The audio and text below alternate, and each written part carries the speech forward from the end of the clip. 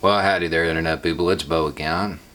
So today we're going to talk about a common theme, something that's continuing to be said, and a question I got asked. Now, the thing that I keep hearing is they need another Martin Luther King. They need a leader like Martin Luther King. They need somebody who's going to make the speeches and hold hands in the streets and do all of those wonderful things that we learned about in grade school. And that is what's going to bring about real change. Okay, I've talked about it in other videos. They don't need a leader. We do. People who look like me need a leader. It's our mess. We got to clean it up. But we're going to come back to this idea that they need another Martin Luther King. Now, the question I got asked was, don't you think that some of the people who are speaking out right now, don't you think they're just doing it for social cred? They're trying to get points. They're just pandering. I'll acknowledge that on some level, there are probably some people who are doing that.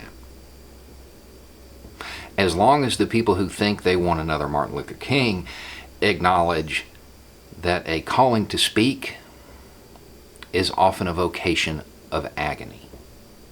But we must speak, right? Because the mood of the black community is one of urgency. They're saying we waited too long and that we're going to have this kind of vigorous protest every summer, and that it's going to be white America who determines how long it's going to take. And because I have a small platform here, I have people asking me to condemn certain things. I want to point out that riots don't develop out of thin air. Certain conditions continue to exist in our society that must be condemned as vigorously as you want me to condemn a riot. Because in the final analysis, riots are the language of the unheard. So what are you not hearing? Now, if you don't like what I just said, you don't really want another Martin Luther King.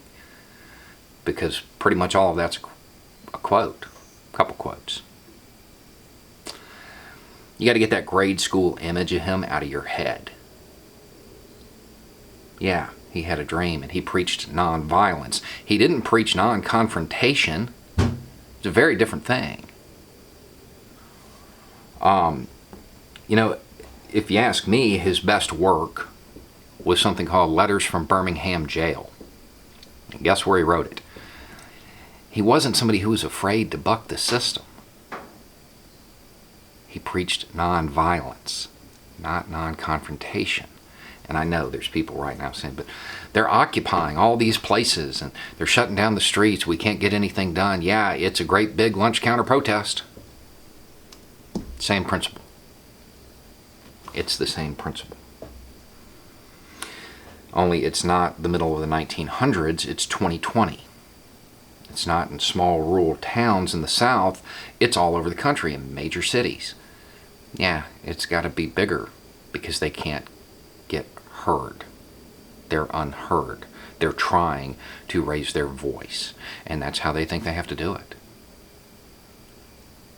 Now, with that frame of mind, with viewing it as a lunch counter protest, there was probably a photo in your history book. Who do you want to be? Do you want to be the person sitting next to them at the counter? Or do you want to be the person smashing an egg on their head? Because this is the same fight. It's the same struggle. And if you're not lending your voice to them right now, if you're silent, you're on the wrong side of history. Yeah, I will acknowledge that there are probably people out there just talking about it for social cred. But I know there's a lot of people out there talking about it because there comes a time when silence is betrayal. Anyway, it's just a thought. Y'all have a good day.